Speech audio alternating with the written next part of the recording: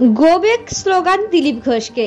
শুক্রবার পূর্ব বর্ধমান জেলার শহর বর্ধমানের রোদতলা হোমিওপ্যাথি কলেজ সন্নিকট থেকে একটি রোড শো করেন বর্ধমান দুর্গাপুর লোকসভা কেন্দ্রের বিজেপি প্রার্থী দিলীপ ঘোষ। দিলীপ ঘোষের রোড শো যখন ব্রিজ পেরিয়ে উদয়পল্লী বাজারের দিকে এগোতে থাকে তখনই তৃণমূল দলীয় কার্যালয়ের সামনে তৃণমূলের কর্মীরা গোবেক দিলীপ ঘোষ স্লোগানে সামিল হয়। স্লোগানকে ঘিরে উত্তেজনা সৃষ্টি হলে ঘটনাস্থলে খবর পেয়ে পৌঁছায় বর্ধমান সদর থানার পুলিশ এবং পরিস্থিতি স্বাভাবিক করে। রোড শো চলাকালীন সাংবাদিকদের মুখোমুখি হয়ে দিলীপ ঘোষ বলেন, আমরা গত পরশুদিন নমিনেশন দাখিল করেছি এবং আজ থেকে বিধিবদ্ধ নির্বাচনী প্রচার শুরু করেছি। টাউনে যে সমস্ত এলাকায় গুন্ডারা থাকে সেই সমস্ত এলাকাতেই আমরা রোড শো করছি।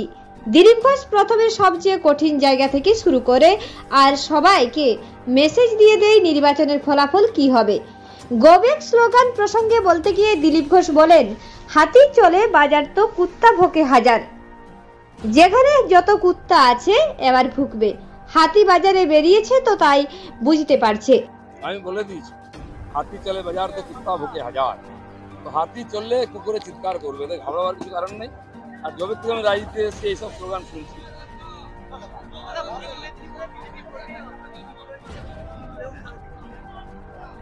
ওখানকার নেতারা সে ব্যাপারে লড়াই করবেন, তদন্ত হবে। রাজনৈতিক হত্যা পশ্চিমবাংলায় বা মেদিনীপুরে প্রথম নয়, এখন সেটা চলছে, এর প্রতিকার হওয়া উচিত। বাকিটা পাবলিক করবে। চলুন চলুন চলুন চলুন। হ্যাঁ, আপনি জানেন কোন এলাকা কিরকম আছে। দিলীপ ঘোষ কঠিন জায়গা দিয়ে সরল কাজ শুরু করে, সেই জন্য মেসেজ দিতে এসেছি যে এলাকা কারণ এখন দিলীপ ঘোষের এলাকা সব জায়গায়। মিষ্টি দিচ্ছেন, জল দিচ্ছেন, পদ্ম ফুল দিচ্ছেন, মালা দিচ্ছেন, আমি লজেন্স দিচ্ছি। আপনিও লজেন্স খান, বাড়ি যান। সবাই যারা পাননি দিদিন লজেন্স সবাইকে। আমি জানি ওখানে আমাদের কর্মীদের দোকান লুট করা হয়েছিল, সেজন্য জবাবটা আমি ওখান থেকে দেবো, আবার একদম পাই জবাব দেবো। আমরাও জানি কার লুট করেছে, সব বেটাদের কাছ থেকে উইথ ইন্টারেস্ট সব আদায় করবো, নাহলে বর্ধমান ছাড়া করবো। আমি মিডিয়ার সামনে বলছি, সব জায়গায় গুন্ডাদের জায়গা। ভদ্রলোকেরা বেরোয় না, কিছু বলে না। কিছু ছিচকে চোর সমাজ বিরোধী তারা নেতা হয়ে চমকাচ্ছে। আপনি বলে দেবেন দিলীপ ঘোষ এসছে সব পড়াই গন্ডা আদায় করবে। ভোটের পরে আমাদের কর্মীদের বাড়ি ভাঙা হয়েছে, দোকান লুট করা হয়েছে, দোকানে তালা দেওয়া হয়েছে, তার জবাব দিতে আমি এসেছি।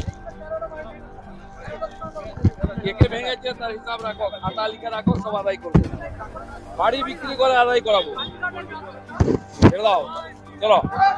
পূর্ব বর্ধমান থেকে দেবাশিস ঘোষের রিপোর্ট, রূপসী বাংলা মিডিয়া।